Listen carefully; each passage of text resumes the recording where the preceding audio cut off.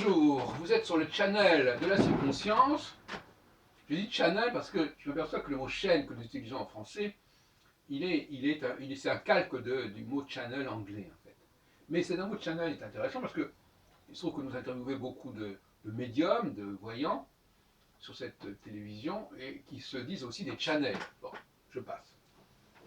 Et je voudrais vous parler aujourd'hui, en ce mercredi 4 mars 2015, de l'histoire. C'est pas la première fois que j'en parle. Vous savez que les astrologues sont très intéressés par l'histoire. L'histoire individuelle, l'histoire collective, et tout un pan de l'astrologie qui vise à baliser, à recouper, à correspondre aux données historiques. Tant individuelles que collectives, je le répète. Mais le problème, c'est que l'idée que ces gens-là ont de l'histoire est une idée déformée. Et donc, ils vont essayer de faire correspondre l'astrologie à une idée déformée.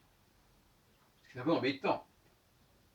Parce que finalement, quand on veut appliquer l'astrologie à un domaine, on est tributaire de l'image qu'on se fait, de l'idée qu'on se fait de ce domaine.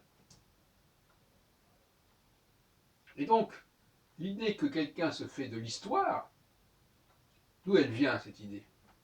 Elle vient quand il n'a pas fait des études d'histoire, elle vient de quoi? Elle vient de quelques clichés, quelques souvenirs d'école, de lycée, de collège, une histoire vulgarisée, une histoire qui soi-disant a pris du recul et qui se croit supérieure à l'histoire immédiate. Mais en réalité, l'histoire immédiate, c'est elle qui devrait faire référence. Et c'est l'autre histoire qui devrait s'ajuster sur l'histoire immédiate. En effet, l'histoire immédiate, elle a une valeur anthropologique forte. L'histoire réécrite avec le recul, quelle est sa valeur? Elle est quasiment nulle à mon avis. Le véritable historien, on le sait, c'est celui qui reconstitue le présent du passé. C'est-à-dire qui est capable, en quelque sorte, de faire du journalisme sur des périodes anciennes. Du présentisme, comme dirait François Hartog.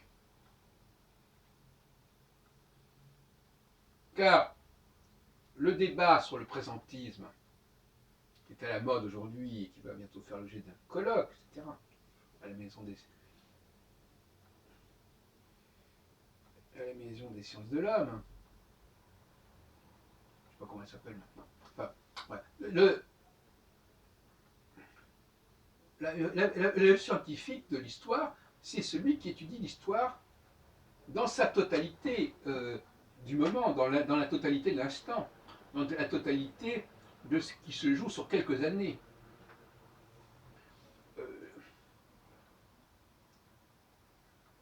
Travailler sur une quinzaine d'années, ça me paraît une très bonne chose, par exemple. Mais essayer de créer un corpus sur ces 15 ans qui soit aussi dense, aussi foisonnant que possible. Alors pour la période actuelle, c'est évident. Mais pour des périodes plus anciennes, il faut faire le travail. Et l'homme de la rue, il n'a absolument pas les moyens, en tout cas il n'a pas le bagage, qui lui permettent de travailler sur des périodes plus tardives. Et même, à la limite, la plupart des gens aujourd'hui n'ont qu'une connaissance très rare et très limitée de ce qu'ils ont eux-mêmes vécu il y a 10 ou 20 ans. Vous les interrogez, les datent sous télescope, ils ne savent plus qui a été Premier ministre à telle époque, ou qui était Premier ministre en Angleterre quand François Mitterrand était au pouvoir. Ils ont une connaissance beaucoup plus pointue de la géographie que de l'histoire. Mais la géographie, ce n'est pas très intéressant, finalement, pour l'historien.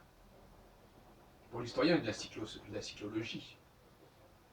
Parce que la psychologie elle est universelle, donc elle n'a pas à être limitée par la géographie. Cela dit, on peut très bien évidemment, étudier ce qui se passe dans un certain pays, ça va de soi. Ça va de soi.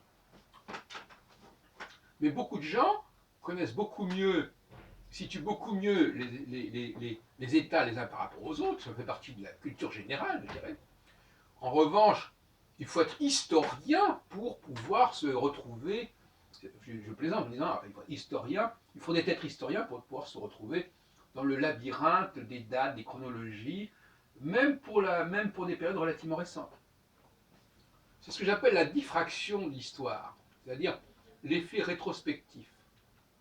Et la grande erreur des astrologues, je pense à André Barbeau par exemple, mais à bien d'autres, c'est d'avoir cru que l'astrologie devait retrouver les balises de l'histoire de la distance, de l'histoire vulgarisante, avec les grandes dates. C'est une erreur.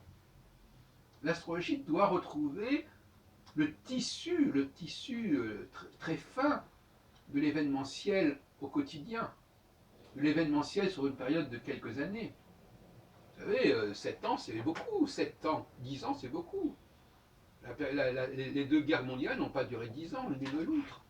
Donc on peut déjà faire un très bon travail sur 10 ans, à condition de piocher, à condition de creuser. Bien entendu, ensuite il faut éventuellement connecter avec d'autres périodes, etc. À condition d'admettre que nous avons dans tous les cas de figure un même cycle.